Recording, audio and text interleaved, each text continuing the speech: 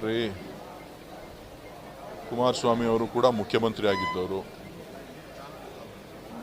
ಜೊತೆಗೆ ಚುನಾವಣಾ ಸಂದರ್ಭದಲ್ಲಿ ನನ್ನನ್ನು ಗೆಲ್ಲಿಸಿದ್ರೆ ನಾನು 10 ನಿಮಿಷದಲ್ಲಿ ತರ್ತೀನಿ, ಅನುಮತಿ ಕೊಡ್ತೀನಿ ಅಂತ ಹೇಳಿದವರು. ಈಗ ಕೇಂದ್ರ ಸಚಿವರಾಗಿದ್ದಾರೆ. ಅವರ ಜವಾಬ್ದಾರಿ ಅನುಮತಿಯನ್ನು ಕೊಡಿಸೋದು.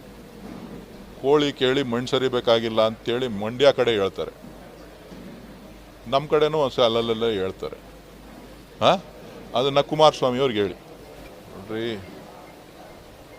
ಕುಮಾರಸ್ವಾಮಿ ಅವರು ಕೂಡ ಮುಖ್ಯಮಂತ್ರಿ ಆಗಿದ್ದವರು. ಜೊತೆಗೆ ಚುನಾವಣಾ ಸಂದರ್ಭದಲ್ಲಿ ನನ್ನನ್ನು ಗೆಲ್ಲಿಸಿದ್ರೆ ನಾನು 10 ನಿಮಿಷದಲ್ಲಿ ತರ್ತೀನಿ, ಅನುಮತಿ ಕೊಡ್ತೀನಿ ಅಂತ ಹೇಳಿದವರು. ಈಗ ಕೇಂದ್ರ ಸಚಿವರಾಗಿದ್ದಾರೆ.